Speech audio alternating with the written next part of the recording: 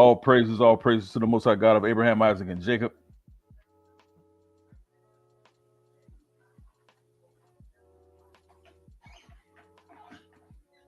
Hit that like button, like, share, and subscribe.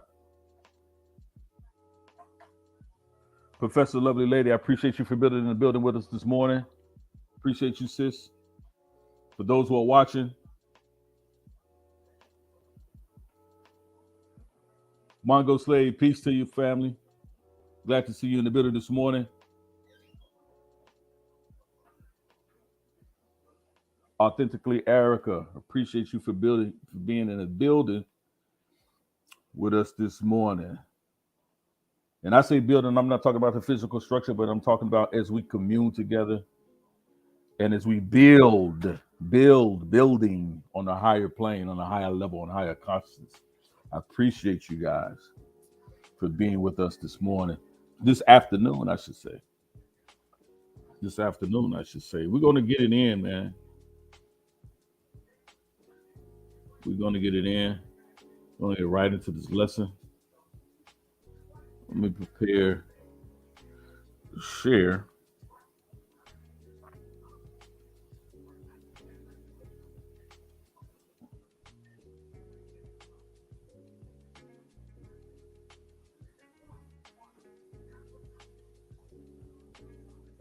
Let me prepare to share.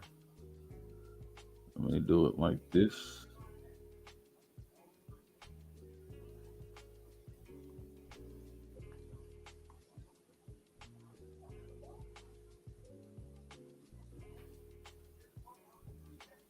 So we can do this.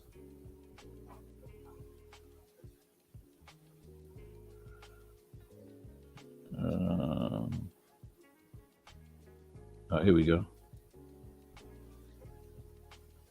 There we go. We're going to do it that way today. And we're going to start where our lesson begins. We put it out here. I appreciate you guys. Our channel, our space is growing. This is going to help us to reach more people. This is going to help us reach those who are in need of assistance.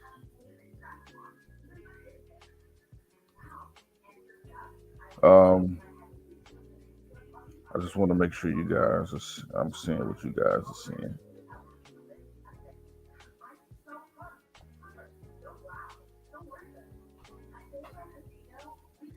Absolutely. Yahoo, you can shout out to you Ark. Shalom, Florida Don, Shalom. As you see on the screen, we're going to get right into it. You guys let me know if the music is too loud. I'll bring it down. But we want to get into part 2 of our lesson we did last week on talking about the mind's eye, talking about spiritual elevation and consciousness. Today, we're going to sort of continue on some things I really wanted to get into, specifically dealing with the arc of the consciousness. I got into a little bit of that on last week. But we're going to be talking about the most powerful technology of all, right? The most powerful technology of all, the Ark of Consciousness, the Ark of Consciousness, right? And this is on our path to keep ascending in the word of the Most High Yah, keeping his law, statutes, and commandments, walking the path that he has set for us to take, keeping our minds and our hearts clear so that we know when that path comes before us that we're not swayed or dismayed, because the footsteps of a righteous man and a woman are ordered by the Most High Yah. Not that he controls and he moves our feet in that way, or we're puppets on a string, but he has set before us the path in order to commune with him. He desires relationship. And oftentimes in this space, in this community, we don't really talk about the desires of the Most High, is that he chooses on his own will to commune with us. And it is up to us to reciprocate that. That is how we know we are in right standing with the Most High. Simply because we choose to commune with him. And this is where we get the ability to go beyond what we understand our circumstances are at the time that may seemingly be unfavorable. But this is when we live in faith. And faith, it's only when you live and move and think in the realm of impossibility. Let me say that again. I had a discussion with a brother on yesterday. That faith is about living and moving and having your expectations set in the realm of impossibility. When you begin to move and think in the realm of impossibility, you begin to do things and you begin to speak things in the sense of impossibility, not swayed by what you see. The example of Peter walking on water was not the fact that we should go out there and walk on water and walk on a lake and see if we put our foot on top of the waves and if we sink, but it's about moving in the realm of impossibility. That is when you obtain a God-like conscious. You're able to do the extraordinary or the extraordinary. And it's when you get to that place, you begin to see things in your life will change.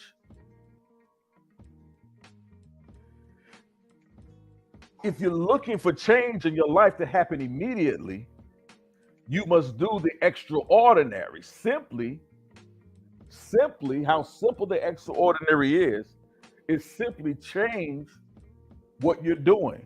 We've all heard the saying before, right? If you want something different, change what you're doing. Insanity is the definition. The definition of insanity is expecting change while we're repeating the same actions over and over again, but expecting change. That's the definition of insanity, some have said.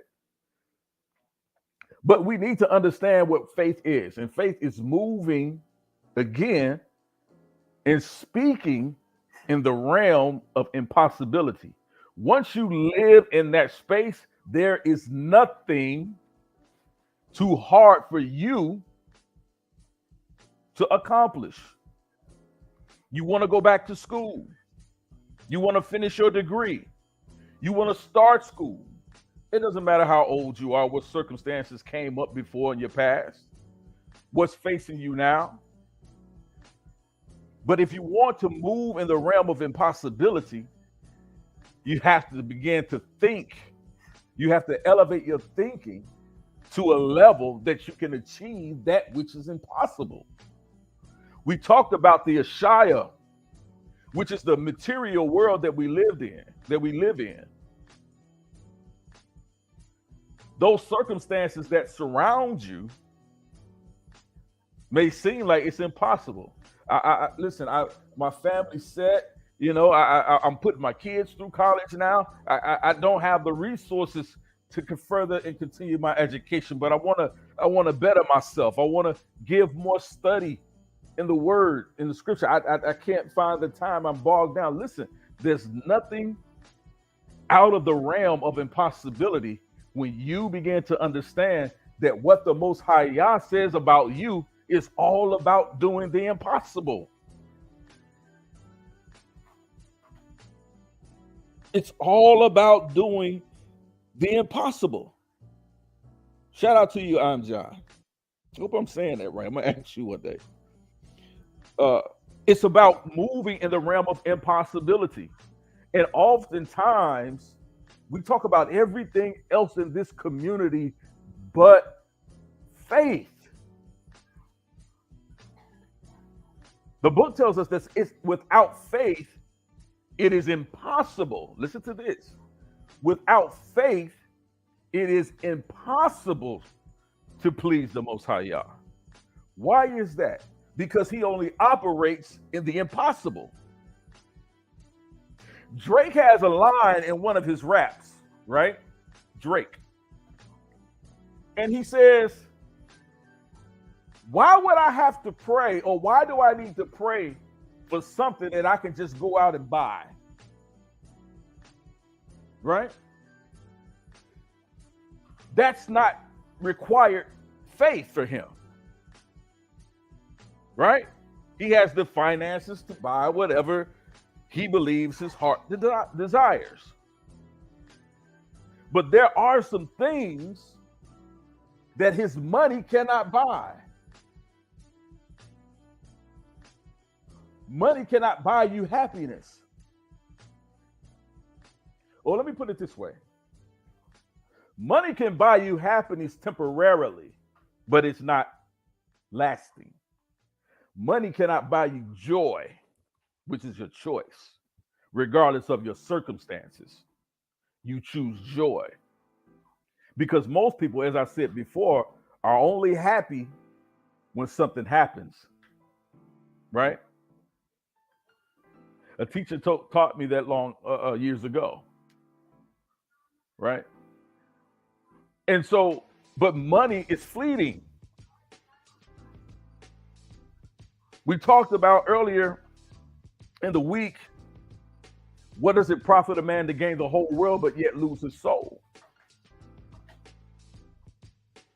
These are things that we have to understand that are not beyond the realm of impossibility, but faith moves you beyond those things. You can have the most money, filled with all the bank accounts, Swiss bank accounts, money in offshore accounts, wherever you want to place your money, underneath your mattress, in your sock, in the shoebox in your closet.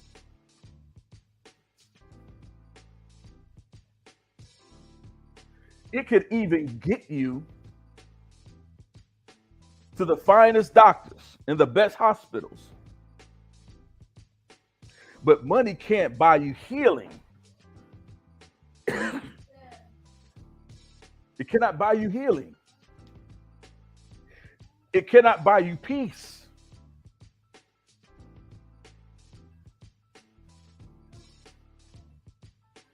It is the peace of the Most High Yah that does what? Surpasses all understanding. Right? So it is in these times,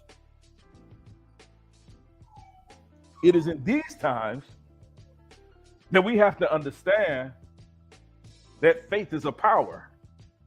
And we're going to talk about faith in an aspect of how we use technology, right? We need spiritual technology. You need faith. But your faith has to be tapped into a source. It has to be tapped into a source of power in order for it to work. It has to be plugged in. You have to be tapped into the source. What is that source? The Most High Yah. He's that source. And how do you get your faith tapped into that source?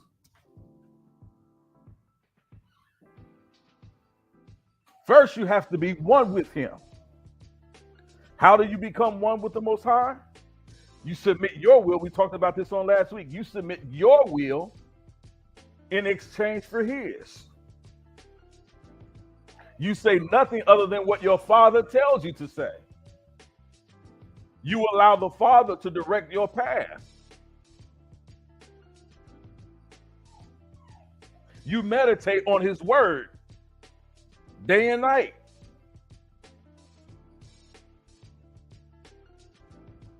You follow the law, statutes, and commandments that gets you. The scripture calls the laws and the statutes and commandments of the Most High. It refers to it in some sections of scripture as the schoolmaster. Why is that? Because it is a teacher. It brings you to a place to then where you tap in to the God consciousness. But you have to be in the proper place and positioning to do so, to plug into that source. You must be able to do that.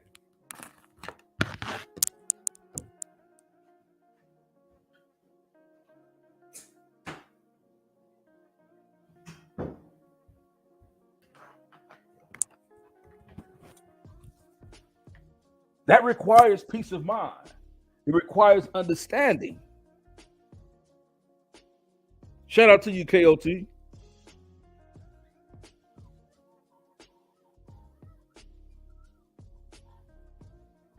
We talked about Matthew chapter 6, verse 22 on last week. We also talked about the book of Mark when the most High is dealing with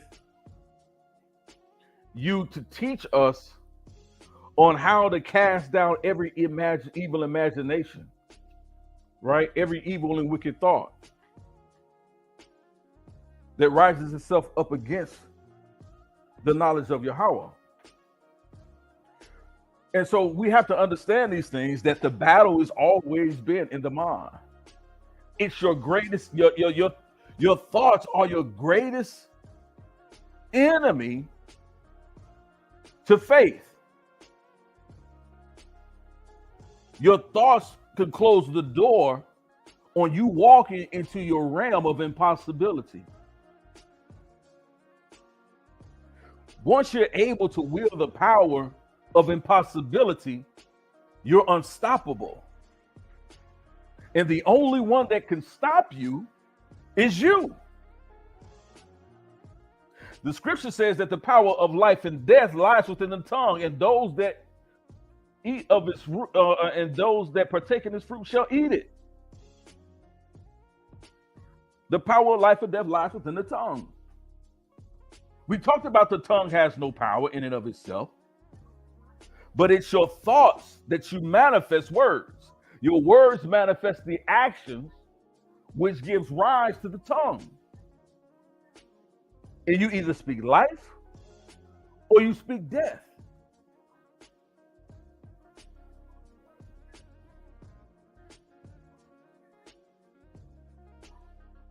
So now what are we hoping to do? YARAH, what are you trying to tell us today? I'm trying to tell you that in your fight, and listen to what I'm saying. It's okay if you're fighting. It's okay if you're fighting.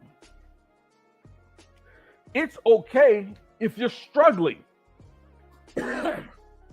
Follow me here. It's okay if you're fighting. It's okay if you're struggling. But it's not okay if you give up.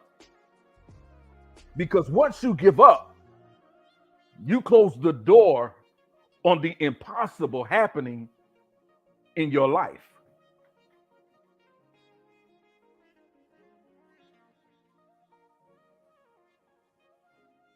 I'm going to answer this. I don't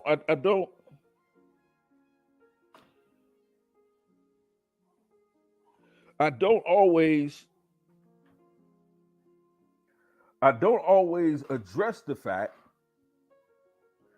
that people oftentimes are relegated to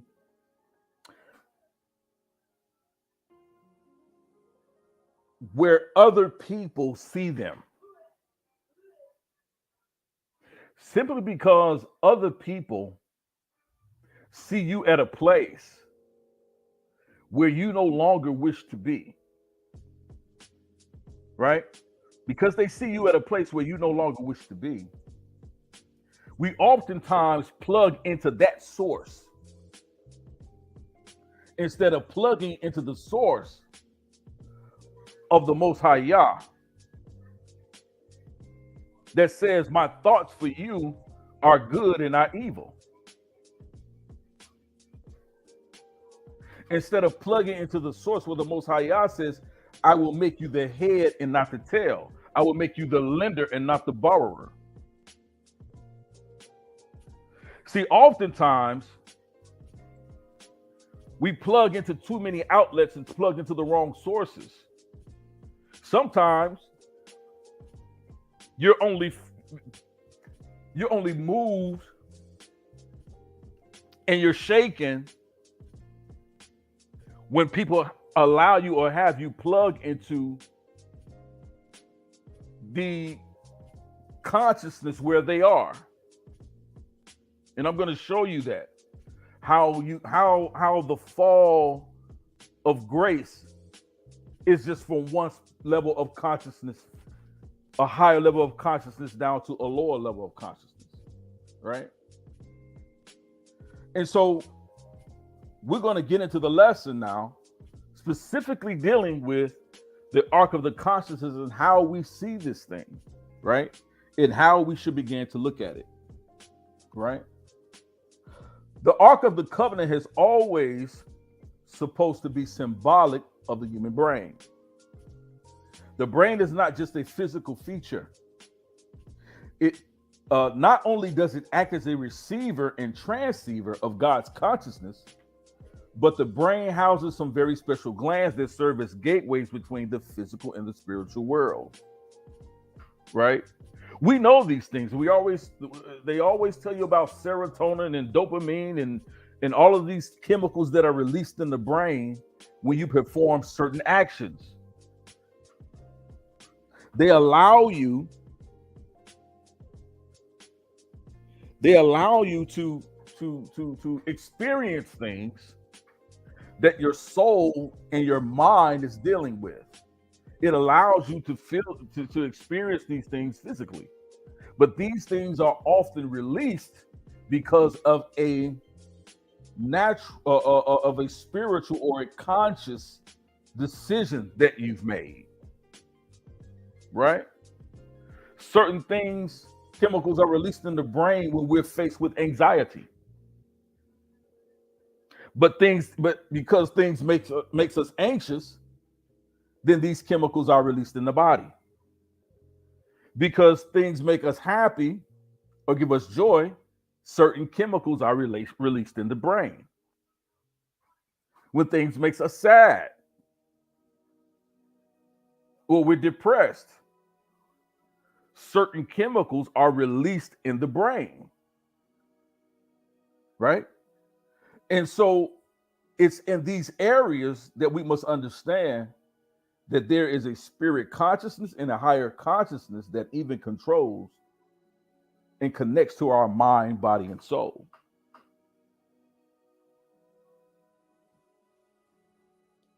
And we have to keep these things ever before us.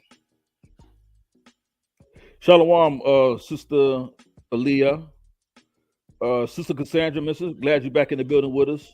Shalaya bin Yah, peace to you. According to the first chapter of Genesis, we are made in the image and likeness of the Creator, who is are also plural, male and female. It tells us that. Both male and female, he created he, them. And God said, let us make man in our image after our likeness. So God created man in his own image, male and female created he, them. All right. We are both inherently are the forces that are the Creator, and that our capacities of heart and mind, represented in Genesis by Eve and Adam, replicate and draw on these forces. And all this makes the temptation by the serpent rather ironic, because it is promising a fake version of what already exists. Now follow me here, family. It says, in the day ye eat thereof, then your eyes shall be open, and you shall be as gods, knowing good and evil. Genesis chapter 3 and verse 5. But this conversation happens after the Most High has already told them the difference between what is good and what is evil. That if you do this, If you eat of this tree, you can eat of all the other trees in the garden. But if you eat of this tree, at this day you shall surely die. So they already had an understanding before this conversation of an understanding of what good and evil is. In other words, giving over to your nefesh, to your lower state, will bring you from the higher consciousness, which is what they didn't understand, which would bring you down from your higher God-like conscious down to the nefesh. If you do this, right? I know there's a lot of big debate whether or not God set them up and this and that. It's frivolous. It has no point and no substance in the actual story and what's being taught here, right? In Genesis 3:5, it is stated that in the day ye eat thereof, then your eyes shall be open and ye shall be as gods, knowing good and evil. This phrase has been interpreted in various ways. Some suggest that it means humans will have the knowledge of good and evil, which was previously only known to Yahweh, to God. Others see it as a temptation to become God-like. The phrase has also been used in literature to express the idea of humans striving to become divine, right? And I'm going to click on a link here because then we're going to go into some literature that really talks about this. And it's just a quick read. Let's go to it.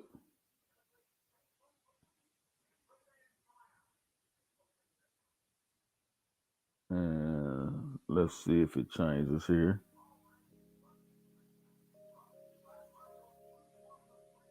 Let's see if it changes here.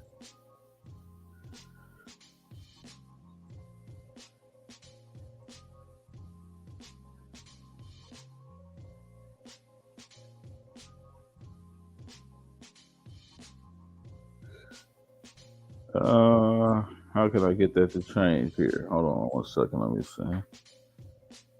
Oh, there it is. Hold on. Let's go back to it.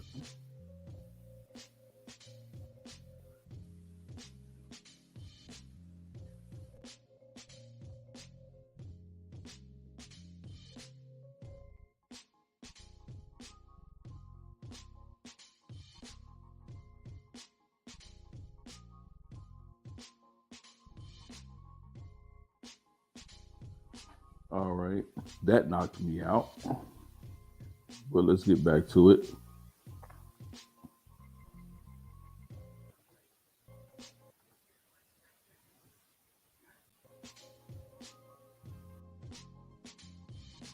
There we go.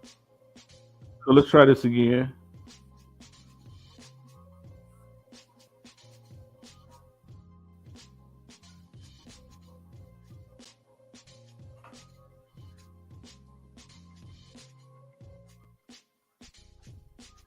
There we go.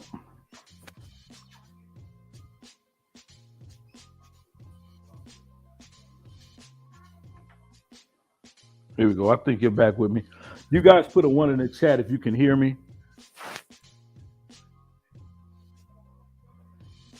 Did someone put a 1 in the chat if you can hear me?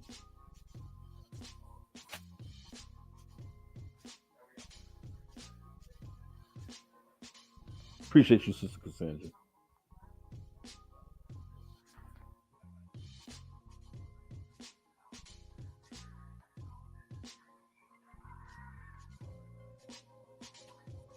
All right. And this is a poem, just a writing. This is a take, but it sort of gives us some understanding of what people mean by Adam and Eve attempting to reach the divine, right? Through the temptation of Eve. It says, ye shall be as gods, right? The tempter, all in passion, thus began, O sacred, wise, and wisdom-giving plant, mother of science. Now I feel thy power within me clear, not only to discern things and their causes, but to trace the ways of highest agents deemed, however wise. Queen of this universe, do not believe those rigid threats of death. Ye shall not die. How should ye by thy fruit? It gives you life. To knowledge by the threateners. Look on me, me whom have touched and tasted ye both life, both live, yet live, and life more perfect have attained than fate. Meant me by venturing higher than my lot. Shall that be shut to man, which to the beast is open? Or will God increase his ire for such a petty trespass and not praise? Rather your dauntless virtue, whom the pain of death denounce, whatever thing death be, deter not from achieving what might lead to happier life, knowledge of good and evil, of good, how just, of evil. If what is evil be real, why not known since easier shunned? God therefore cannot hurt ye and be just, not God, not feared then, nor obeyed. Your fear itself of death removes the fear. Why then was this forbid? Why but to awe? But why but to keep ye low and ignorant? Right? And this is Milton's taking understanding on the conversation on how the nefesh or the serpent, which is represented by the lower conscious, is fighting against Eve. And it's closing her door to the impossible. Her not understanding she's already living in the impossible. Right? And listen to what it says here. Why but to keep ye low and ignorant? Speaking of her consciousness, her higher connection, her godlike state that she already had. And this is how Satan or the Hashatan or anything that exalts itself against the knowledge of the Most High attacks us in our minds. It attacks us in our minds. Not understanding that he created us in his likeness, in his image.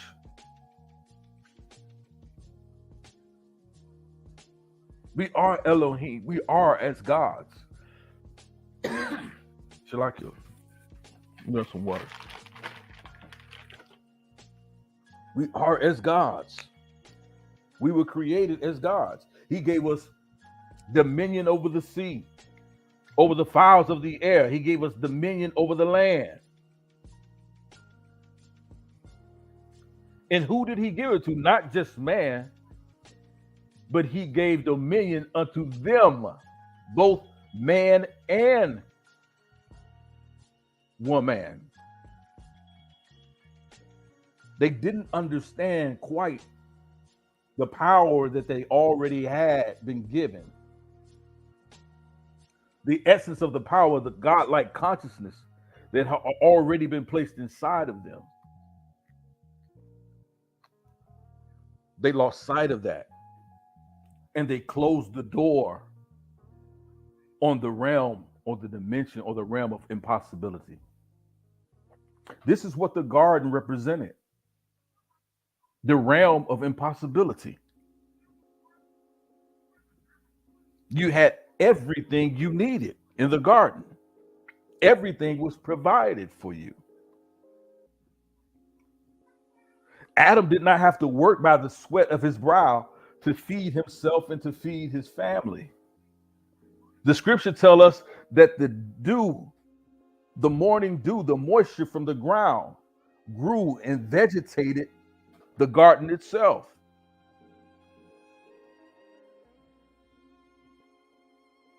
All they had to do was live in the realm of impossibility. But because they reverted to the nefesh, their lower state, now the realm of impossibility was closed off to them.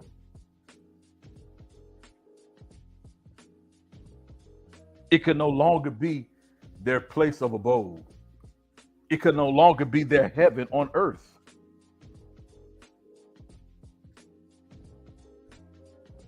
Why? Because now they've severed their connection with the Most High.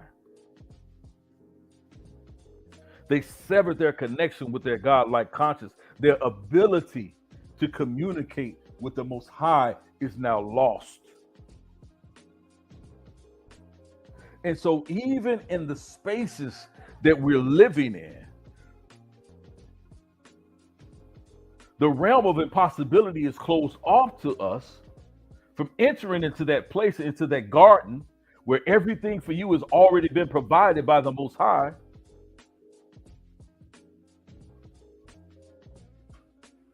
We've now closed that door off, and now we fight, we struggle. We live paycheck to paycheck.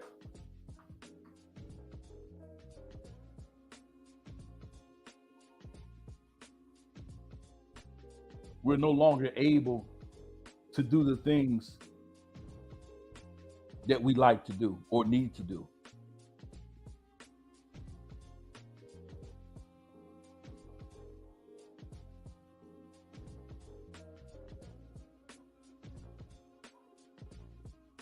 So let's get back to our presentation.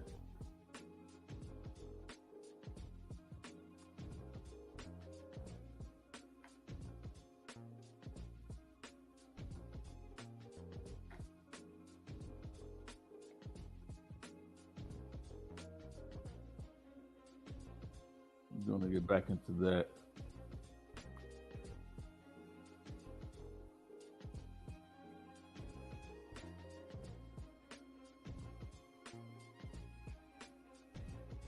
Please hit that like button, like, share, and subscribe. We're talking about the Ark of Consciousness.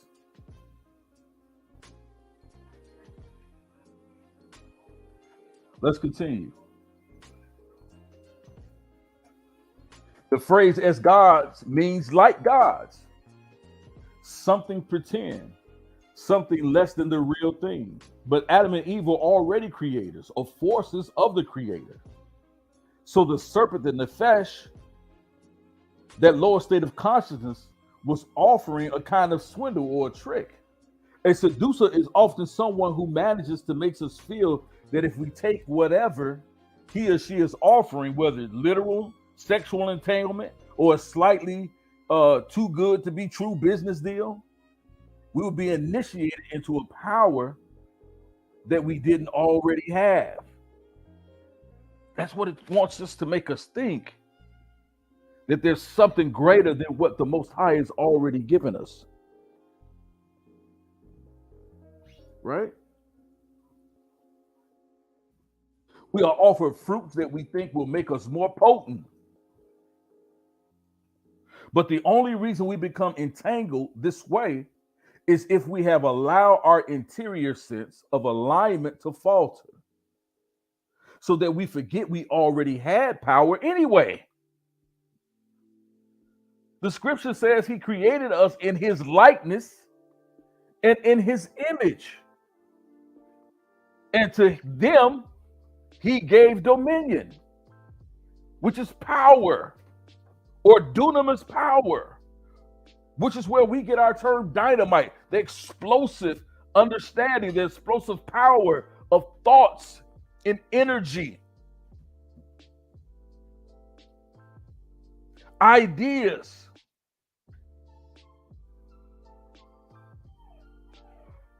The power that exists already within inside of us, right?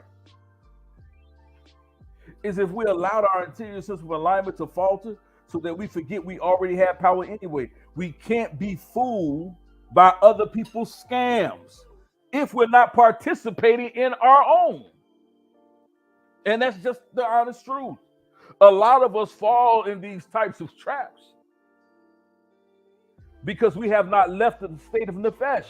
We have not left that lower place of consciousness. And because we haven't left that lower place of consciousness and rise above to a level of a greater consciousness, to the neshama, so that we can hear in the ruach and what the ruach is speaking to our consciousness,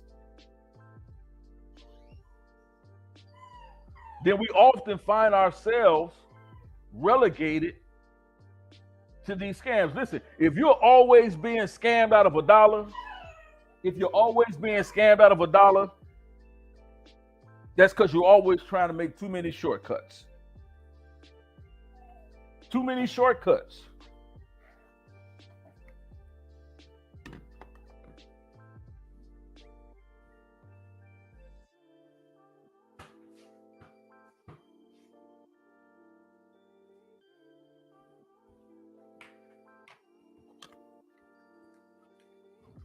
And it's because we try to make so many shortcuts. We don't want to work hard. We don't want to put the work in. We don't want to put the time in. We do everything we can to get to the bag as quick as we possibly can. And so therefore scams look good to you. Because you're operating still in that nefesh, that lower state, that animalistic state. Let's look at it here. We're talking about the fall of consciousness now, right? So in Genesis chapter 3, the fall of consciousness. Watch this. We begin to explore how the conversation between the serpent and Eve represents the way the balanced awareness of the intuitive mind gets taken over by intellectual sophistry. In other words, by philosophies of men. As the sense of larger identity fades. What's that larger identity? That you are who God says you are. You are who the Father says you are. Again, you're the head and not the tail.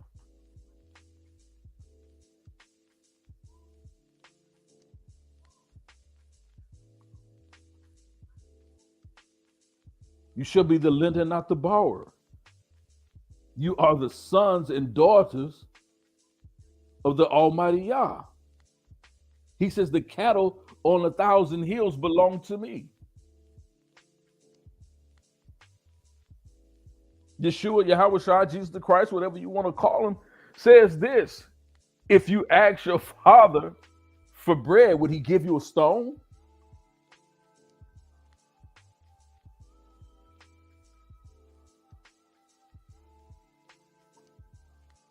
That's the larger identity that we have to protect.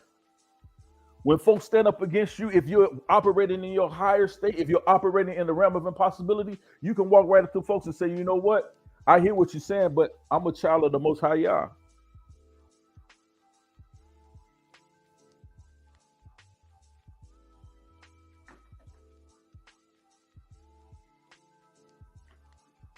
I'm a child of the Most High Yah. That's who I am. And because he moves and lives, and he's the grantor and the maker of the impossible, then if I'm made in his likeness, in his image, then I should be living and moving in the realm of the impossible.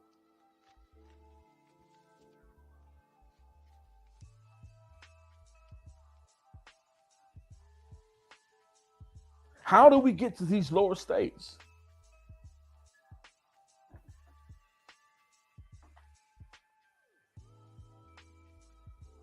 We see here that oftentimes we fall. This is the fall of our consciousness. From the Ruach, where we commune and dine with the Holy Spirit, or the Ruach Elohim, down to the Neshama, which allows us to even hear from the Ruach. If you're not at the level of Neshama in your consciousness, where you can actually hear beyond what your actual circumstances is or are,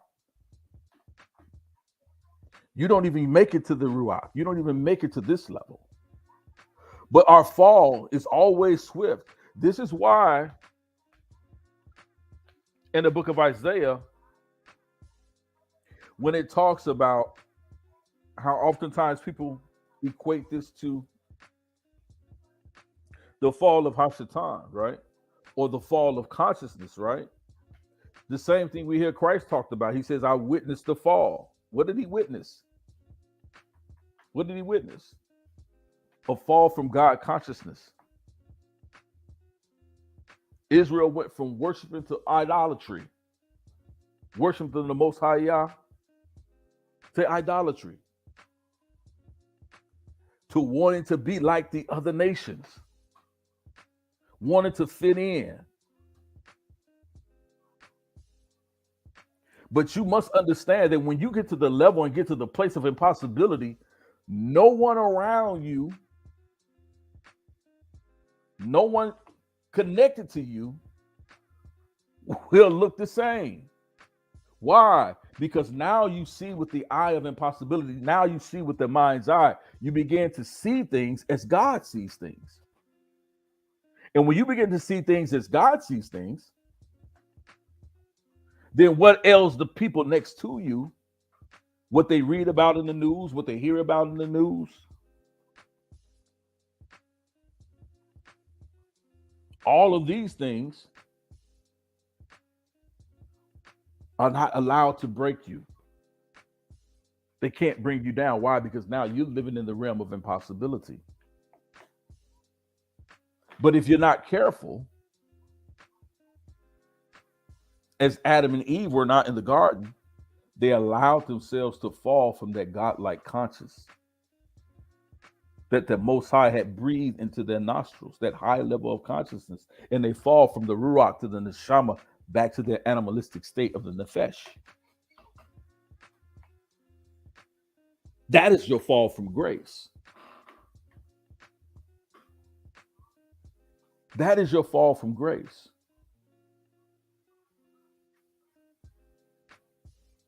Christ says, I witnessed Satan fall from heaven like lightning. It's just that quick.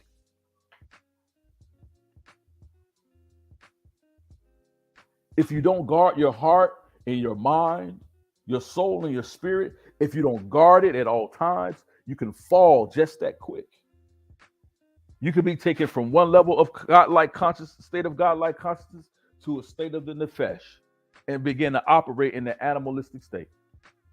And then you'll look around and you wonder, I thought that was out of me. I thought I had risen above that. I thought that my connection to the Most High was stronger than that. I just don't know that there is just that one person that always gets underneath my skin. Nobody else can do it. But that one thing always gets to me.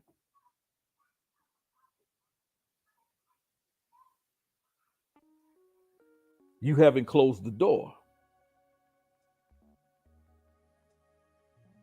You haven't closed the door. And sometimes in our minds, there are doors, there are things that we have to get to. And we have to shut those doors.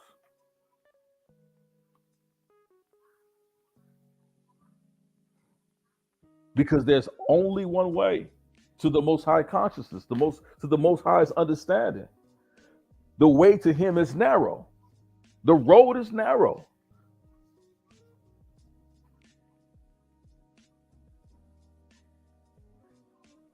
And so the book of Revelation talks about God has set before thee an open door that no man can shut. But the key is, it's not that there are doors that are in your mind, but it's the door that the Most High is set. And he only has one way. He only has one way. And you can't sneak in, you can't backdoor your way in. In order for you to even see the door, you have to see with the mind's eye. You have to have a connection with him, a relationship with him, in order to even recognize who he is and what he is.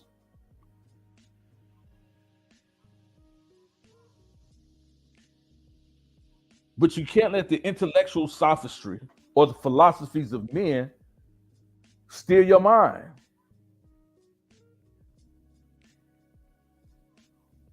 They'll challenge your faith. They'll challenge your ability to live and to move in the impossible. They'll even challenge and question your sanity when you begin to speak the impossible and you begin to move in the impossible. Folks around you will tell you know what, they crazy. Ain't no way they can do that. How you gonna do that? You don't have the education. How you gonna do that? You don't have the money. How are you gonna do that? You don't have the support. How are you gonna do that? You don't have the love. How are you gonna do that? They will try to make you close the door because you'll begin to think with your intellectual mind, with your logos. You begin to think with the nefesh and think about the very things that they're saying, and you begin to back away from the door that the Most High has opened for you. He says, I set before you a door that no man can shut.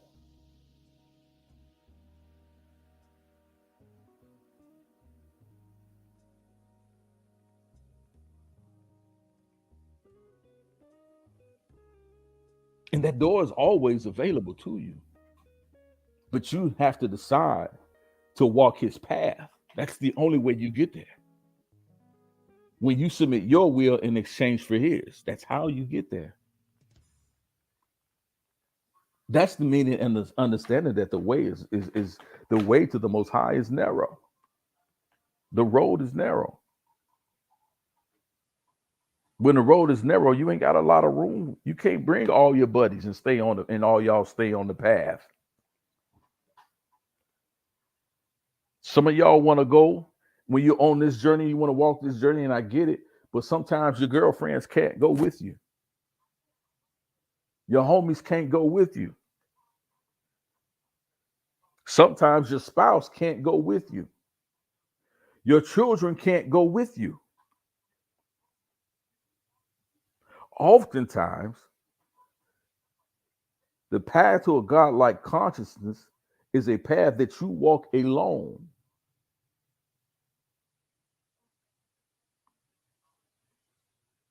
And if you're not careful, you'll think that in your journey, that path that you're on, you're so close to achieving and getting to that door, to that realm of impossibility, and you look around and know what's around you, and then you begin to allow loneliness to set in. Not understanding, it's not about you being alone or lonely. It's just that they can't walk that path with you. Everyone can't walk that path with you. There are some paths you have to walk alone. I can't push you. No one can push you into the realm of God-like consciousness that you need in order to commune with the Most High. No one can get you there. That's a path you must walk yourself.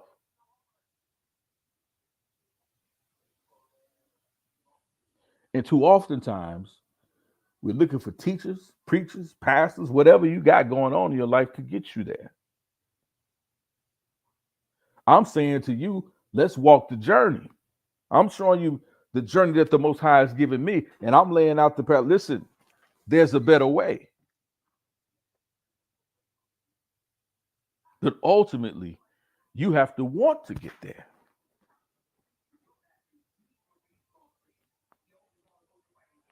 You have to want to get there.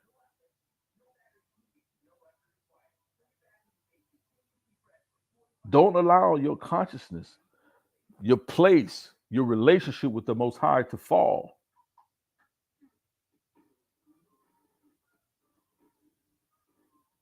Don't allow it to fall. You don't want to be in this state. You've left this state of nefesh. You left here. You're here in this place of neshama. This is how you connect to the ruach.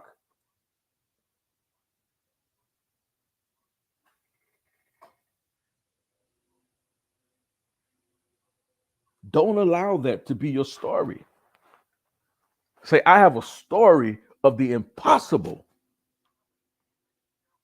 They never thought I could make it. My mother tried to abort me, but it didn't work. They left me in a garbage can, but it didn't work. I'm still standing. I'm still here. I've been abused, misused, mistreated, but I'm still standing. Why are you still standing when everyone else around you is falling?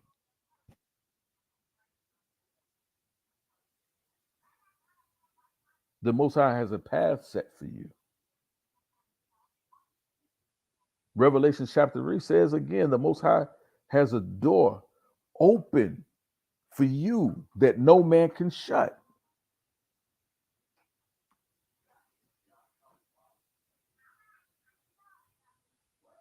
Years ago, I was attending my uncle's church, and that was one of the theme scriptures that he used.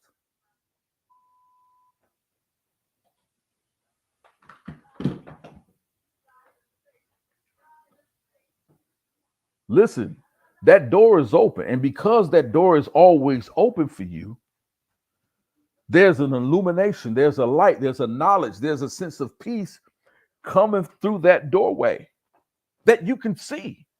Even in the distant darkness, you still can see that light. That door, that's the door that the Most High is open for you, waiting for you to walk through it into your realm of impossibility. But you have to stay focused on the Most High. You have to stay focused.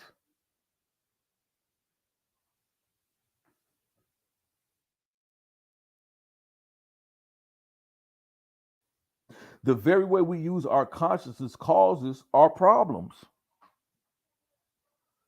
Hear me. Hear me. If you don't hear anything else I say today, please. The very way we use our conscious causes our problems. The ego intellect, once it is no longer participating in the larger context of the whole spectrum of consciousness, that's what we're talking about, the nefesh, the neshama, the ruach, right? Once we're living in that space, it's attempting to compensate for the lack of that larger context and larger meaning by aggrandizing itself, making it larger than what it seems needs to be or what it actually is, by seeking more. By seeking more. The nefesh always wants more. It's never satisfied. It's never satisfied. It always hungers. And get this, it hungers for the things that keep you at a lower consciousness. Listen, I'm going to say it.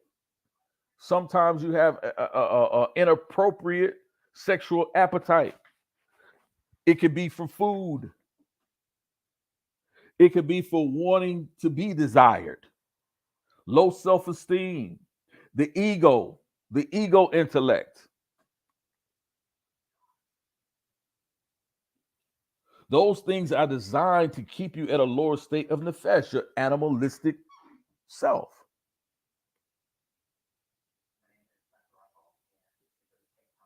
The inflated self, which believes everything is there to serve it.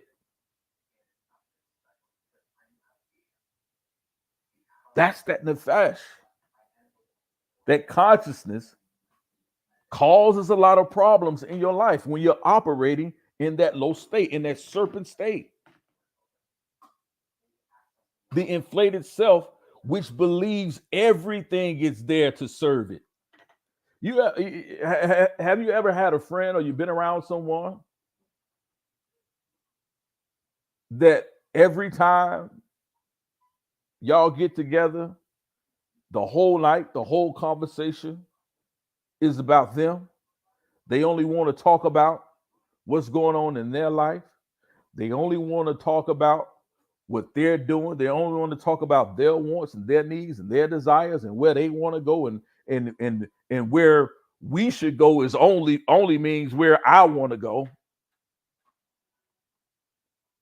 There's no balance, no harmony.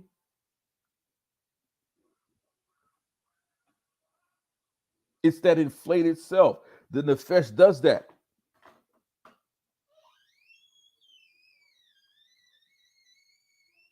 It does that. It believes everything is there to serve it. This is the syndrome of feeling the quantity and not the quality of what we are creating. Right? When you're chasing how much instead of value, you're already losing. We override wisdom for the lesser meaning. For example, short-term profits. Short-term profits. I want you and everybody's MLM. Every time a new money making scheme come out, you in it.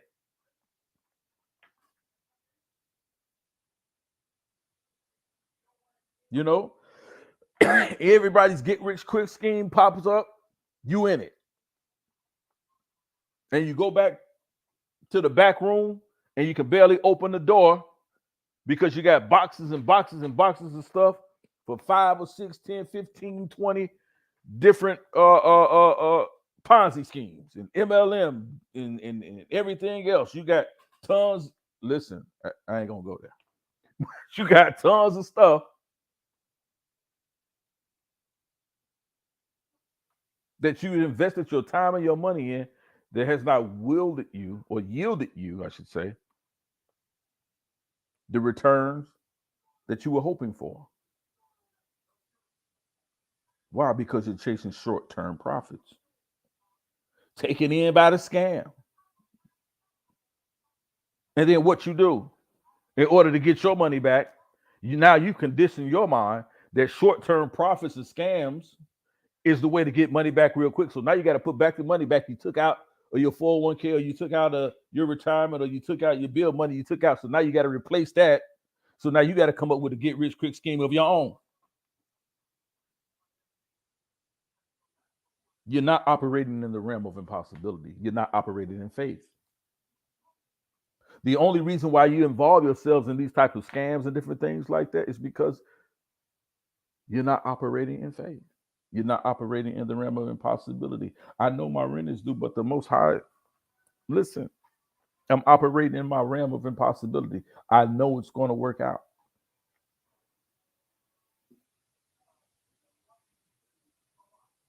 And one of the ways that he may reveal to you and how to work that out is for you to get on a budget. Stop spending your rent money.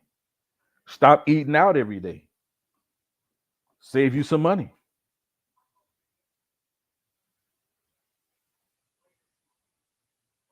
Stay out the department stores. Stay offline shopping. Eating away at your money. I figure I'll get it. I'll get it back some way. Listen, faith is not foolishness. Right? You know your rent is due, pay your rent. Don't start walking around talking about, listen, I'm gonna go spend. Listen, I see these $900 boots, I see these red bottoms, I see this Xbox, I see this thing I want to put on my ride. This is why I want to get this, and I'm just gonna operate in faith that the Most High is gonna give me this money back so I can pay my rent. Don't do that. It's not what we're talking about here. That's foolishness. We're not doing that here. That's not what we're doing. People who are often taking in scams are people who are often attempting to scam themselves. They got to scam themselves because they're looking always for short-term profits. Work for them and saving is like kryptonite.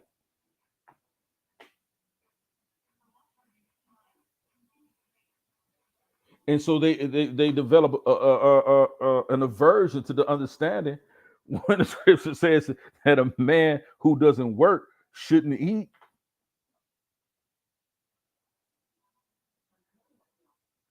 It may be simple and it may be an old proverb, but it's pertinent today. Why? Because we're taking short-term schemes, and we're taking these short-term scams, and we're wondering why we can't pay our rent, because you're not living in the realm of impossibilities. You're not living in the realm of faith. Again, the realm of possibility says, look, if you need more money, maybe you need more education. But you say it's too. I'm too old to go back to school. I don't have enough time to go back to school. This is now when you need to operate in your faith. That'll open the door to your realm of possibility, where now you can see, yeah, I can go back to school. I can do it. I can further my education. I can better myself.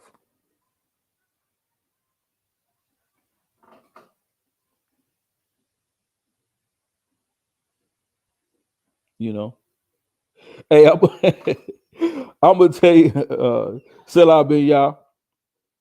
Appreciate you, Chris Harris in the building. I appreciate you, fam, being in the building. I appreciate you, man, for your wisdom, as I say, bro, all the time. I appreciate you, family. Listen, Selah bin Yah. These pastors will tell you, name it and claim it, right? Name it and claim it. They used to say that when I was growing up, when I was going to church at the time with my grandparents, right? They would say, name it and claim it, all right? With and just saying, like, you don't have to do anything, right? Being operating in faith in the realm of possibility is simply this: taking what you have and creating extraordinary circumstances, right? Or creating something extraordinary from what you already have, right? And what is it that you already have? You have the ability and your intellect, right? Without your ego, to learn.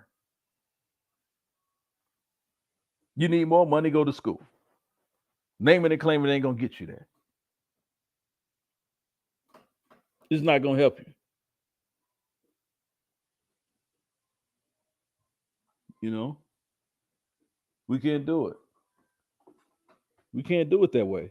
Professor Lovely Lady in the chat, she says, I just happened to look up. She says, yeah, we live beyond our means. That's not faith. That's foolishness. If you can't afford to go on vacation this year, you got rent due, but all you got left, all you have is your rent money. You can't buy a plane ticket. Then you have to change what you're doing. You may have to miss on the trip this time. You might have to miss the girls' trip this time. But don't put yourself in the trick bag trying to be something that you're not at the moment. Not saying you'll never get there, you won't never get there, you'll never have the ability to take trips and do different things, but you haven't put yourself in the position, in the right and proper position to do it. And real friends won't make you feel bad about it. They won't talk down on you about it.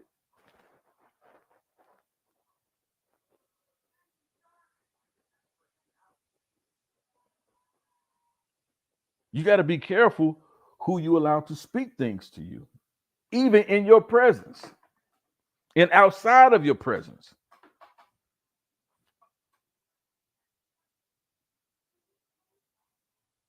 If you're not careful, you'll let folks take you from your godlike conscious to the nefesh, to your animalistic state in your consciousness. They'll have you thinking like an animal, operating like a beast.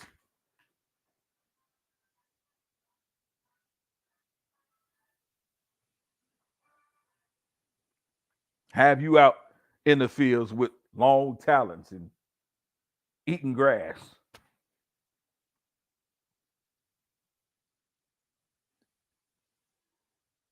And hope that one day you'll finally get to the place of neshama where you come out of that state of nefesh, that lower state of animal, and you realize, like the prodigal son, what am I doing down here in the pigsty?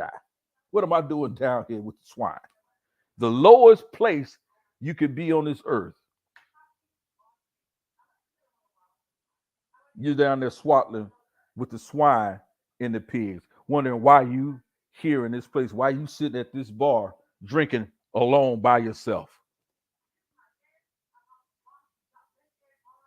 So depressed and so downtrodden and so beat down, you don't even realize where you stopped at. You're in the worst neighborhood, in the worst hole in the wall that could ever be.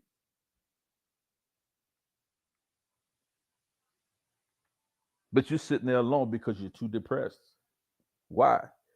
Because now you closed off your realm of impossibility.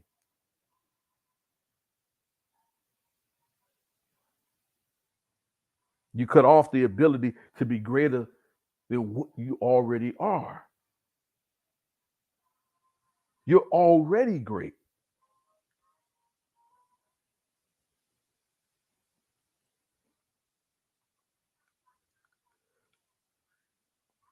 And so we have to be very careful not to allow circumstances and things to take us down to states and places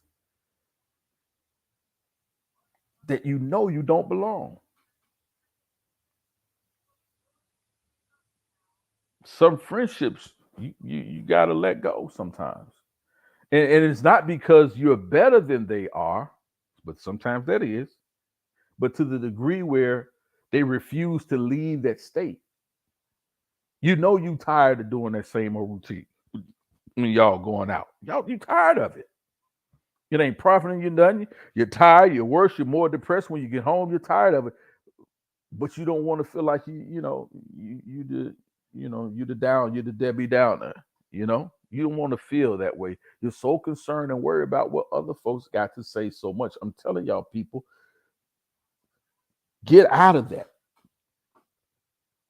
Get out of that mind state.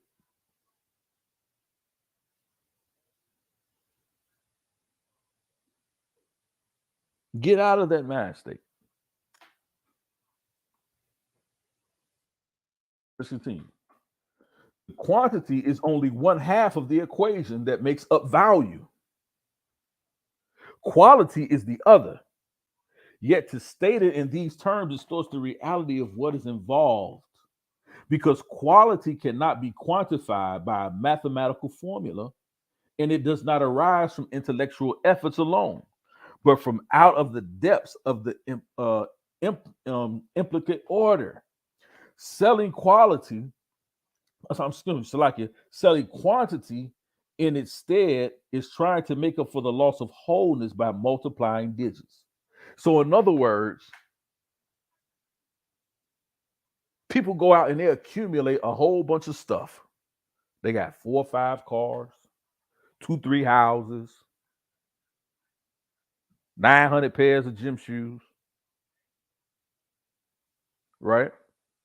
They start accumulating things for status.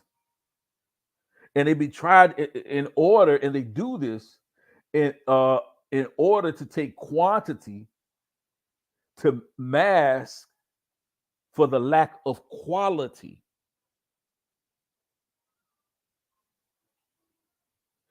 They begin to accumulate a lot of things, a lot of material things in this ashaya, this material world that we live in. They begin to operate at in their lower state of nefesh. They begin to operate in their level, accumulating things in order to mask the lack of quality things in their lives. We thought it was a bargain to get more like this, but it was a scam. The serpent, the inflated self that is now duplicitous instead of dual, is offering back to us only half of what is important or what gives meaning to life. He said, you shall be like gods. You shall know good and evil. He's given us all the quantity, but offering no quality. Because we didn't understand, they didn't understand in the garden that they had everything that they needed. The earth yielded its food. Adam did not have to work by the sweat of his brow. They didn't have to worry about climate change in the garden. They didn't have to worry about smog and forest fires choking folks out all the way from Canada. They didn't have to worry about chemtrails and all that types of foolishness. They didn't have to worry about the government putting apparatuses on top of buildings in Missouri and shooting out radioactive materials to see how it responds to people in poor neighborhood, black folks, mind you, in poor neighborhoods. That was a real thing. That actually happened. They actually did that. They already had what they needed. Right?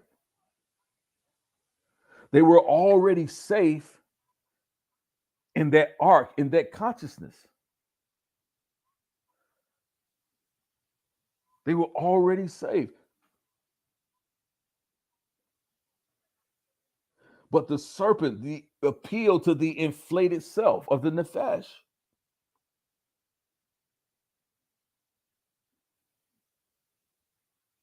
We have to be mindful of these things.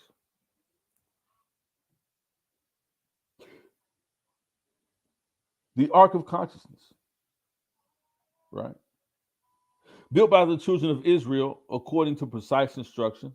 You can see that in Exodus chapter 25, verses 10 through 22. Right?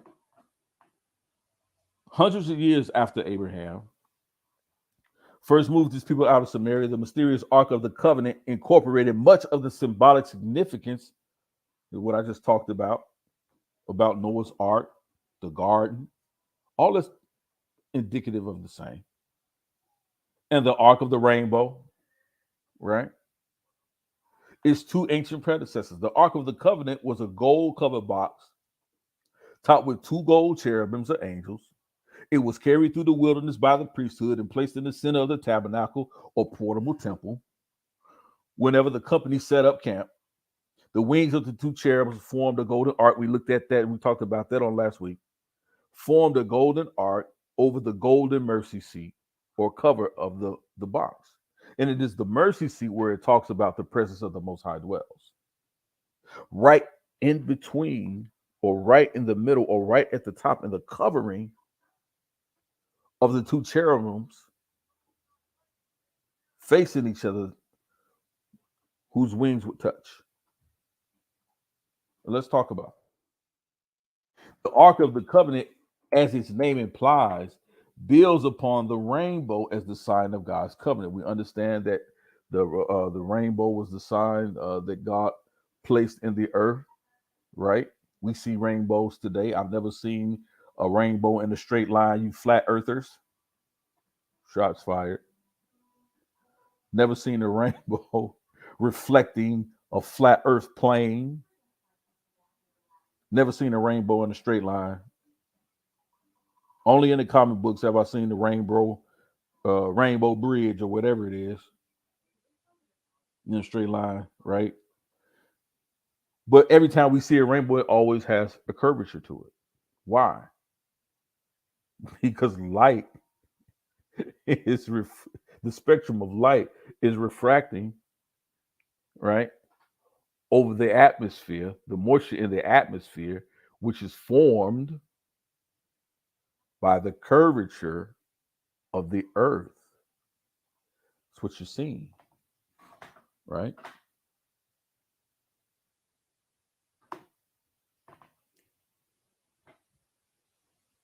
So it builds upon the rainbow as the sign of God's covenant or agreement. It's covenant with mankind. For it was the place where God and man met and communed. And there I will meet with thee, and I will commune with thee, where? from above the mercy seat, from between the two cherubims. It's Exodus chapter 25, verse 22. So the Most High tells us where he's going to meet us. And I'm going to tell you, and we're going to talk about exactly where that place is, right? We're going to talk about that, right?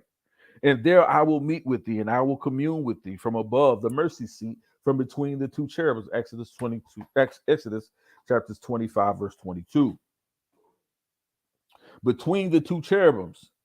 Here the mysterious, invisible presence of God was experienced by Moshe, by Moses, and the high priest Aaron.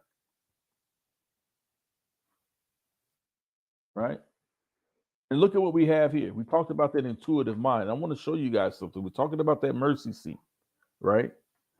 And so we have the inner and the outer, right? Just like we have the inner and the outer court, right? The inner court, right, where the Ark of the Covenant was at one time placed, right? So you have the inner or the infinite, but it's also entwined with the outer court, which is the finite, right? And then you have the intuitive mind is based on both of these interminglings of the infinite, which is, or the inner court, which is the realm of impossibility. That's the infinite side of the mind, right?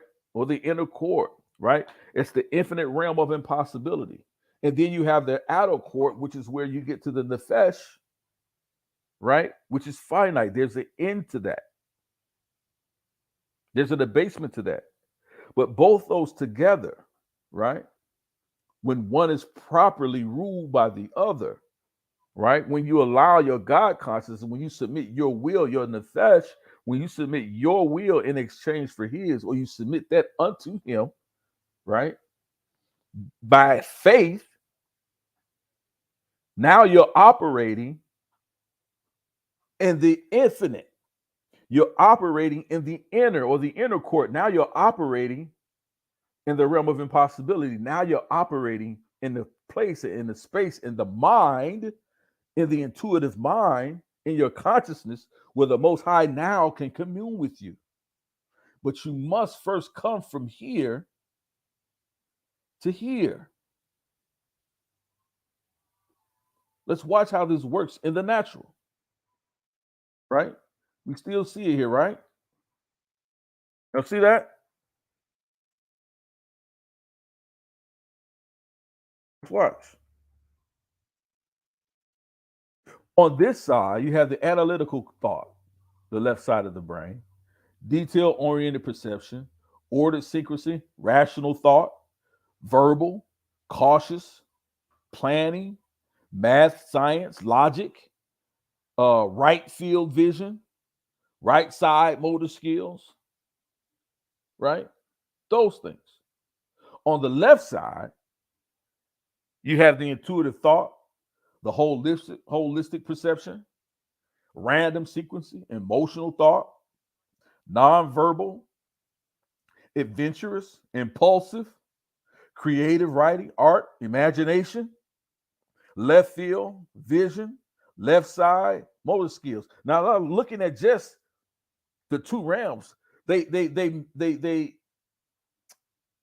make great partners, right? To a degree. But what happens when one side takes over the other side? Right? What happens when one side takes over the other side? And there's no longer a balance. My father, and I say this all the time, my father used to say sometimes we could be so heavily minded that we're no earthly good. You know, folks used to bother me a lot when I used to ask them. I used to say, you know, how y'all do? How you doing this morning? You know, how you doing this morning, man? Or how you doing this morning? I'm so, I'm blessed and highly favored. Okay. Would you like for me to agree with you? I agree with you. But sometimes, you know, you can't get, you can't get folks to even Yahweh Shai himself communed with the undesirables in society, right? With the tax collectors, the publicans, the tax collectors, right? Those who were not of such great character, and he was often criticized for doing so, right? and and I look at our youth today, and sometimes we looking at them on social media, and we looking at them in all these videos, and sometimes I will admit, sometimes all you can really do is shake your head. The things that we see from our young men and our young women. When I say young men and young women, I'm not just talking about teenagers either. I'm talking about some of these folks is in their 40s and 50s. You know, so acting like they're 4 and 5 years old. But at the end of the day,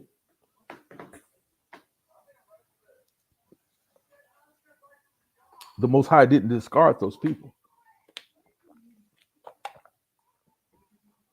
He didn't discard those people.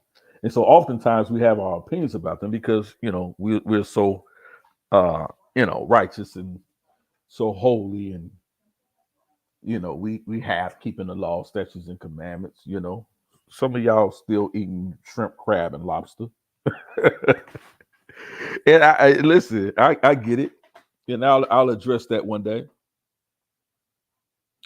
But as I'm saying, is that when when we have an imbalance in our lives, it's very difficult for us to obtain proper and pure thoughts.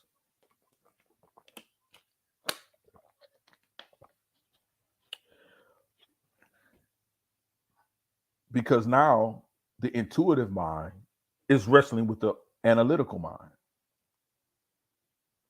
The holistic mind is now fighting against the detail oriented mind. The random sequencing on the right side of the brain is now in opposition with the ordered side of the sequencing of the brain on the left. The emotional thought is now in opposition against the rational thought. The nonverbal is in opposition against the verbal. The cautious mind on the left side is in opposition with the impulsive. The planning is now in opposition against the creative thinker. The writing and the art, right? The imagination against the logic, right? The math and science.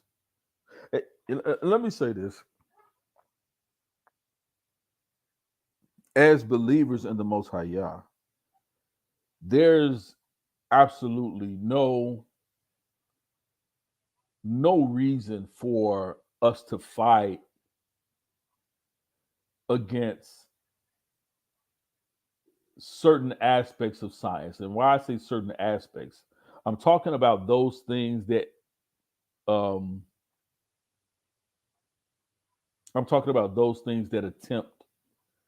to sway us in a way to say that a creator doesn't exist. But it's not so that we should stray away from understanding what those positions are and those arguments are, but it's so that we could have a stronger understanding in our in not just in our belief, but in our reality, right? And how science can get us to a greater understanding of what we read sometimes in the scripture, right? People often say, well, there's no science in your book. I disagree with that, right? I mean, just on the basic level, the Bible, you read it, the Bible speaks about a rainbow. Rainbows are only, it's a scientific, it's a science, it can be explained scientifically, right? Explaining something scientifically doesn't necessarily dismiss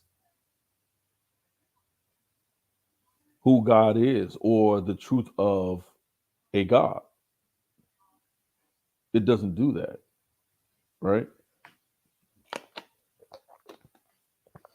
I said this years ago that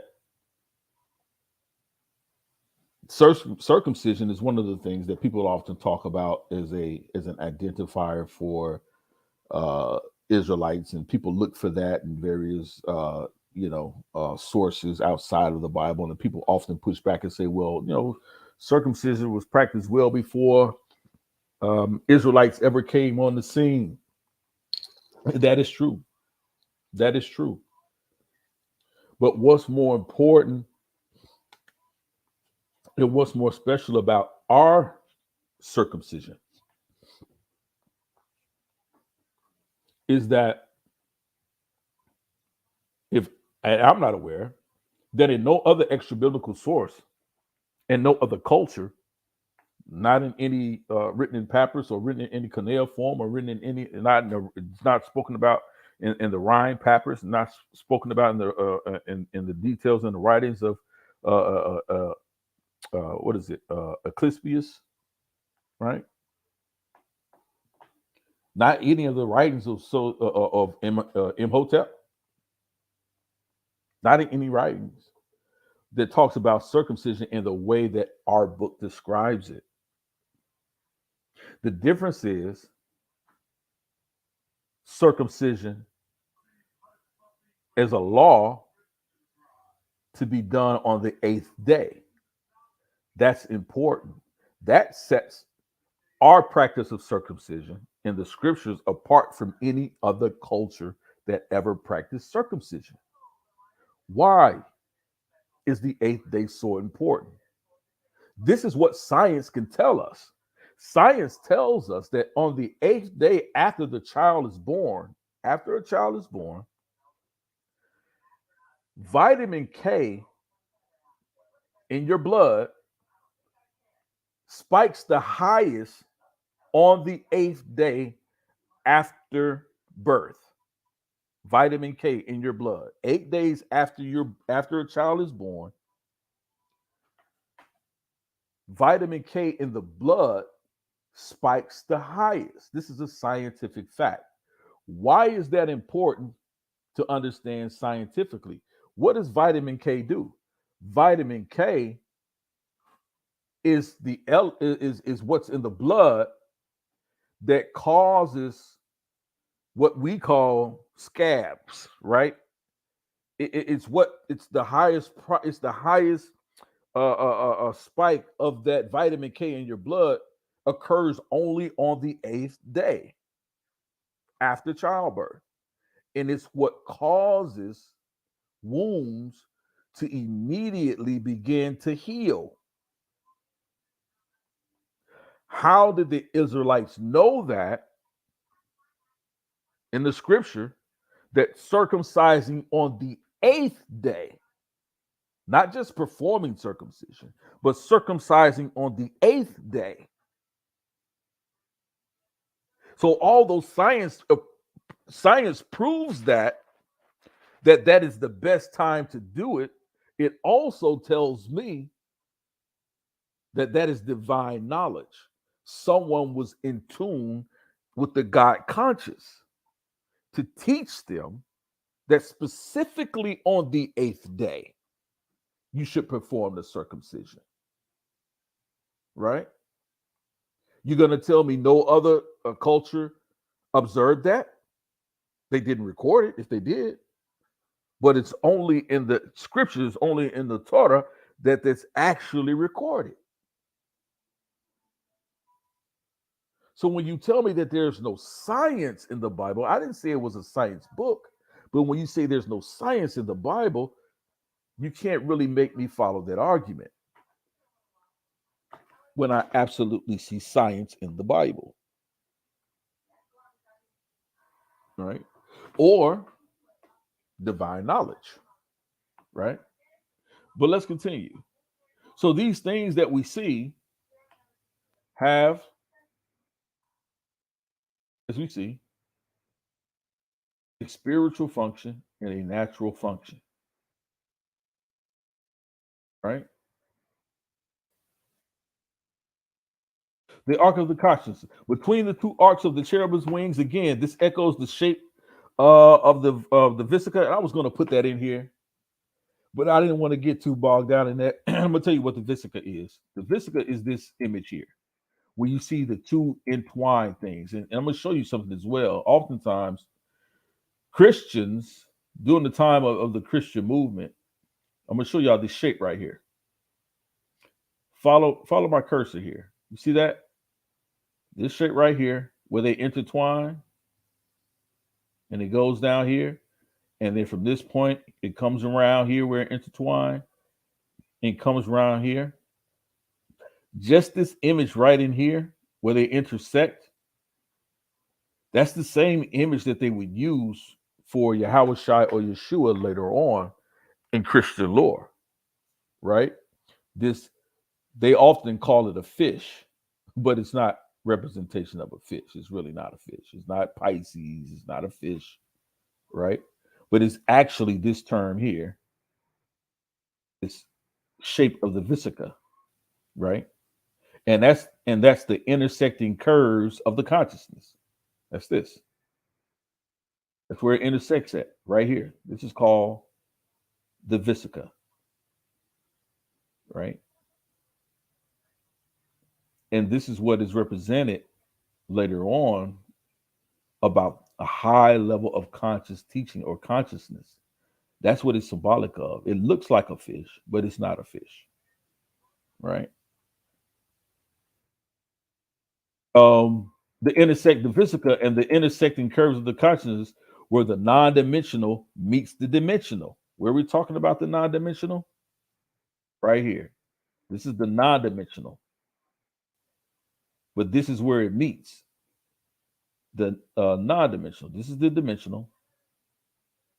This is the non-dimensional, right? And in here you have the vesica. This is where the two intersect. Let's go back. The two cherubims of gold were beaten out of one piece on the two ends of the mercy seat. So there were two aspects of one thing, representing the two in one of the heart and mind.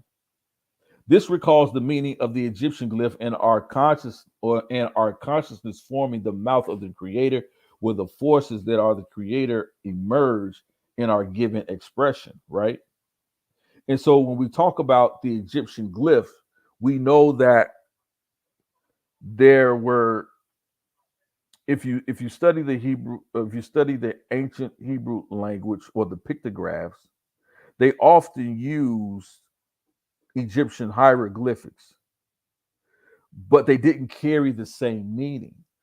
So although we could see this symbol here, it looks like a fish right here, and it means something else in the Egyptian, it means something else in the symbol could mean something else. Although it's borrowed from the Egyptian language, the symbol is, the pictograph is, it has a different meaning in the Hebrew culture, right? A different meaning in the Hebrew culture. And let me stop that.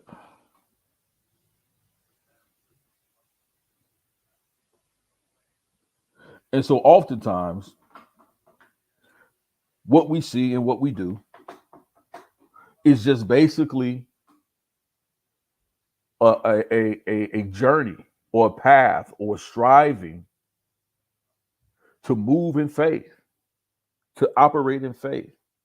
That is what we get in the inner court. That is what we get in the Ark of the Covenant, which is a consciousness in our mind. That is where we look for in that space. And the reason why that's important is because it is our pathway to the godlike consciousness. That's our pathway. So I'm going to end our lesson there. I appreciate you guys for being in the building. We go through here and look at some of these comments. Again, Professor Loveday, I appreciate you.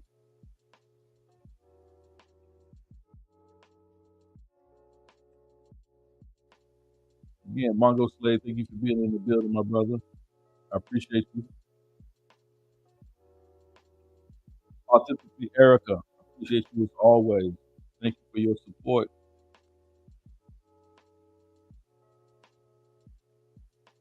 Brother Yim Yahoo, I appreciate you, fam. Always, you and yours. Peace and blessings, man, and honor to your mom.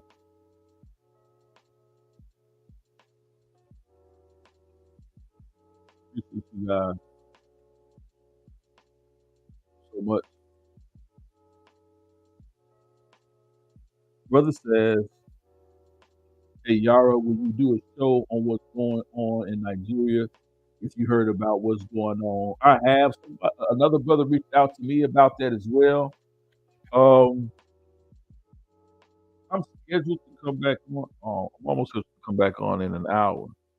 Um, but I am going to look into that. I got to do some more reading because there's some things that I really want to bring out that. I definitely will touch on that, brother. I appreciate that. We'll definitely touch on that about what's going on in Nigeria. Um, we do need to speak more about that situation. I appreciate you, Florida Don. I appreciate your support, brother. Appreciate you for being here. I am John. Appreciate you. I appreciate you for being in the building.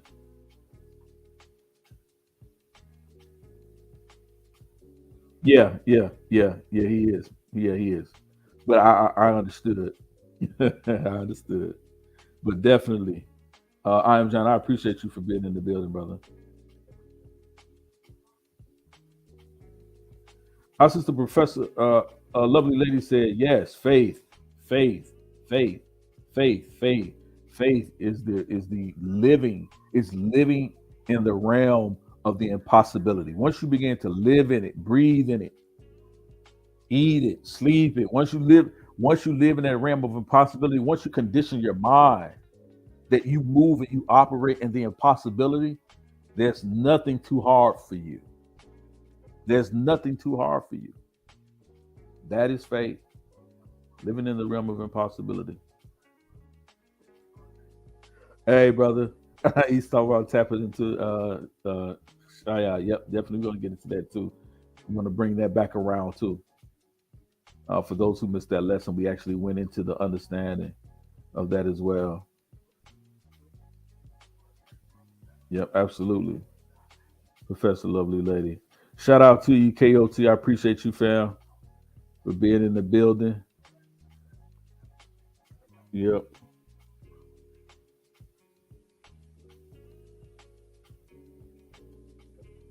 Let's see it. Who is this here? It says keep cussing and calling names and doxing people, keep trouble all around the net, still claiming to be a follower of the Most High God. I don't know if that's directed at me or not. What do we say?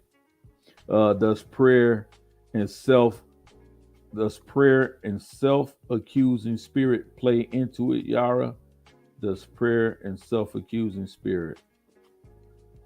I don't really know what that means. Does it play into what?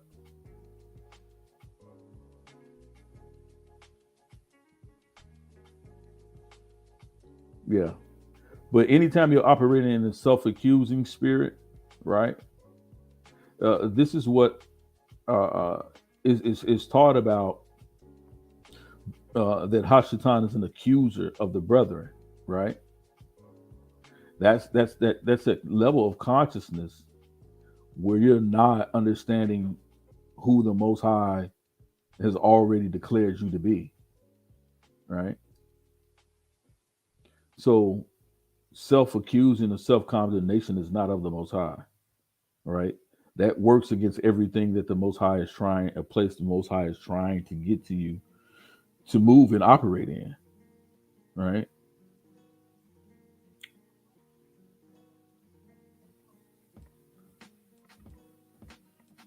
So, Sister Cassandra, I appreciate you so much.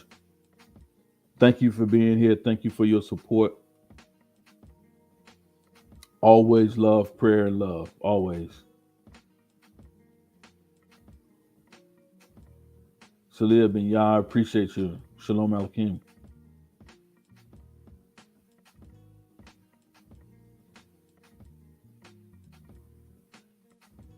Who else we got in the building today? Brother Drathio, I appreciate you, brother. You got to reach out to me, Brother Drathio. Y'all got to reach out to me, man. There's so many of you brothers and sisters, man. I got so much knowledge and wisdom and understanding about things that, I don't want you to ever feel like you have to hide in the shadows over here.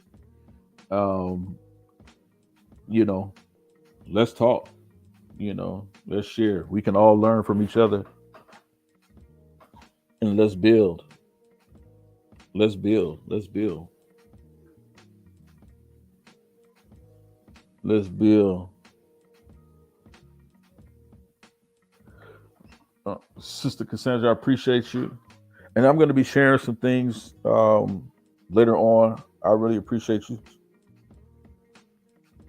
for your support. I really appreciate you for your support. May the Most High bless you and keep you.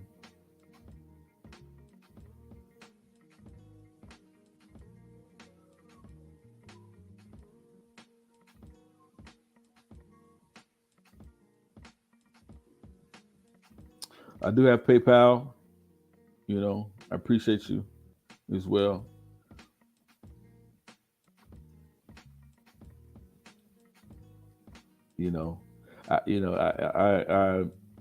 I'm so grateful and so honored that you guys even show up. So I thank you for your support. I don't take it lightly that I'm speaking to the people of the Most High Yah. I take that very seriously. So oftentimes when I'm taking, I'm not on, every day of the week. Again, oftentimes I'm preparing lessons and I try to prepare something that I believe and hope that the Most High is giving me to share with his children, with his people, for my edification as well as yours. And so I don't take that lightly, right? It's easy to throw something together or to grab something, but I believe that you guys showing up here when I come on is a testament that the Most High is being encouraged. The people of the Most High are being encouraged by what they hear, and that's more important to me than anything else. All those who are listening, I really appreciate you as well. I appreciate you so much. Cassandra teacher, I appreciate you, sis. I really do. Professor Lovely Lady said, yes, Elder, wanting to be like and accepted by the other nations is one of the major issues. Absolutely. Absolutely. We gotta listen. I was telling the brother actually this morning before I came on that one of the downfalls of our people was that the Most High always wanted to commune with us directly. He always wanted to commune with us directly. He always wanted that relationship with us directly. He didn't need for us to be ruled by government. He wanted to be that loving government. He wanted to be that protection, that government that embraces us, right? But because we wanted so much to be like the other nations, we begged the prophets for a king. Find us a king. We want to be like them. We don't want to be who Yahweh says we are. He says, I shall be your God and you shall be my people. But we wanted a king so bad. So bad. So bad.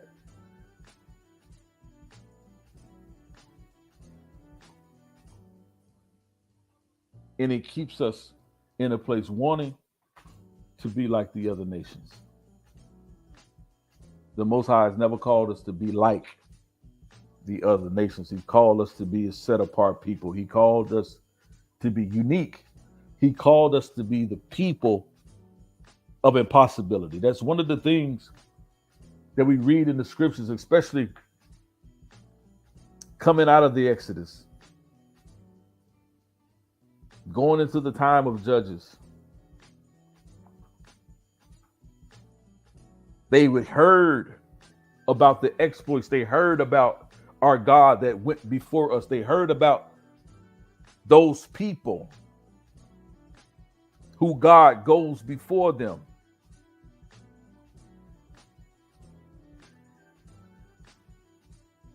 And they were afraid. They trembled in fear. There's so much so, they thought that they could mimic us. They went and got Balaam and installed him as a priest to counterfeit Egypt, to counterfeit Israel. It's like it. That's the nations wanted to be like us. How do we get to a place today? How do we get to a place by the time we get to Saul that now we want to be like the other nations? He didn't call us to be like everybody else. He called us to be the people of impossibility.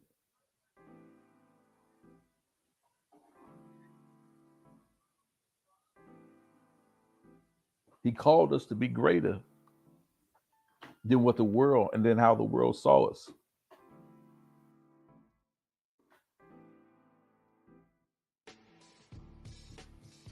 Sister Lovely Lady again says, if we as a people would spend more time developing a relationship and thus faith in the Most High rather than another human being, we would indeed be a force to be reckoned with. Hallelujah. Absolutely.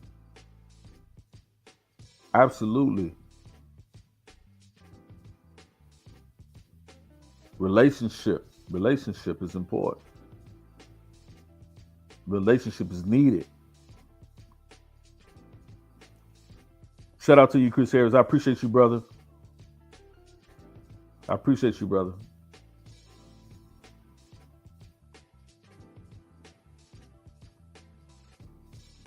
Yes, it is, isn't it? Now, sis got some wisdom. I'm waiting for the day she comes and shares with us in whichever capacity she does. But she absolutely is a sister. Definitely has some wisdom. Yeah, absolutely. And I've learned from my sister. I learned from all of you, and I appreciate that. I learned from all of you. We learn from each other. That's building. Appreciate you. Yeah, Salami. I said my pastor said to claim it. Name it and claim it. Hey, look. Some things we gotta do. Things we gotta do. Who else in here? So I can get ready to close this thing out. Oh, my brother, Ancient Scribe, is in the building. Appreciate you, Ak. Shalom. Shalom. Another powerful brother, man. Another powerful brother.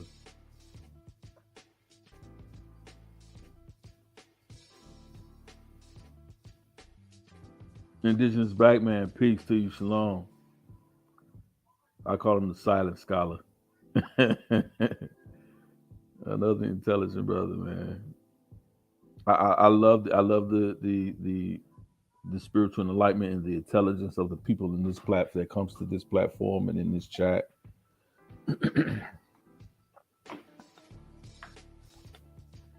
You know, I appreciate that.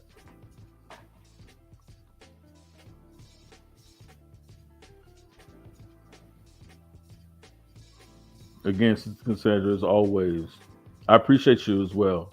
Pray for me. Pray for me.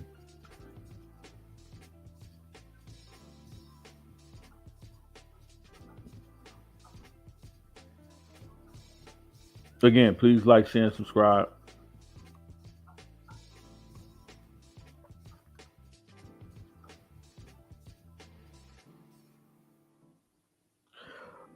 I do have that. I will set that up. I will add that this evening. The Zelle account. I do have that. I will set that up this evening, Sister Cassandra.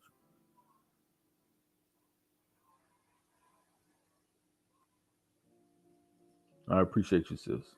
Words of wisdom. I appreciate that. I have. She says here, Elder ends of the story of Noah's Ark representative of a higher conscience. Absolutely, it is. Absolutely, it is. And I think that most high willing, I actually am going to go into that. I had started preparing that about a week ago. I just need to go through my scripture study a little bit more. But I'm definitely going to add that to this series, right? On dealing with the higher consciousness. We're going to talk about Noah's Ark. All of the Ark motifs, we're going to talk about that as being the higher conscious, the Ark of the Covenant, the Ark of Noah. We talked about a little bit the Ark of the Rainbow. We're going to be talking agreement and covenant with the Most High. We're going to be talking about those things as well.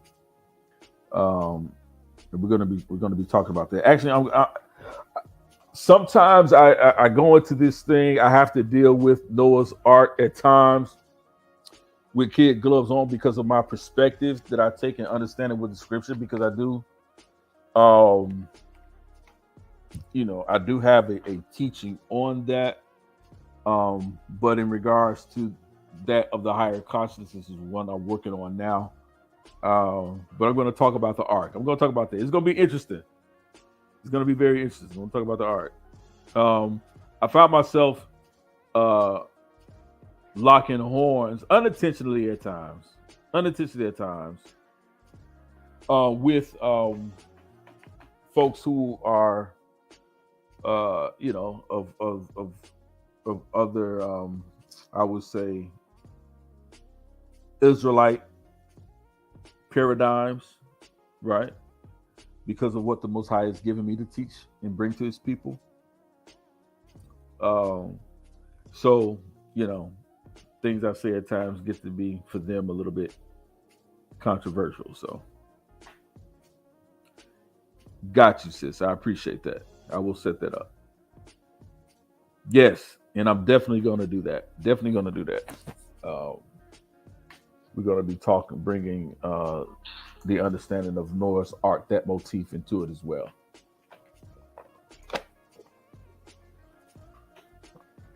Yep. They're trying to get me to do a debate on flat Earth against Brother Sanchez. Hey, let me see. Professor Lovely, for all of us praying folks, let us keep the elder and one another in sincere prayer. Absolutely. Please keep me in prayer. I do pray for you guys. And I don't ever want. Listen, I'd rather have sincere people who believe and understand and pray, and who are willing to pray when it comes to the things that are being shared on this channel. I'd rather have the people that come here and do that than to have hundreds and thousands of people that we can't, you got to try to contain and muster and push around and deal. And when I say push around, I mean, you know, do funny stuff with them in the chat. I'd rather have this group or a group of people who are coming here with the sincerest hearts and intentions um, to share so that we all build. I appreciate Professor Lovely Lady and Cassandra and all the brothers that add to the build and how you guys interchange and interact in building while in the chat. I appreciate that. Um, because as I'm teaching, I'm learning. So, absolutely, quality is always superior than quantity. And I'd rather have the quality of people than to have the quantity of people. Right. So oftentimes folks say, well, ain't nobody listening to you. You only got this many people. It's because I'm not on here every day. I'm not trying to do that. That was never my teacher. My brother had to call me the other day. My brother Chris Harrison called me. He said, man, look, you can't let folks pimp your gift, brother. I said, man, I just don't be thinking about money. I just don't be thinking about that, But I appreciate him because, he was right, He was right. So I appreciate him for his wisdom and knowledge. Even though we don't, have the same, we disagree on some things, right?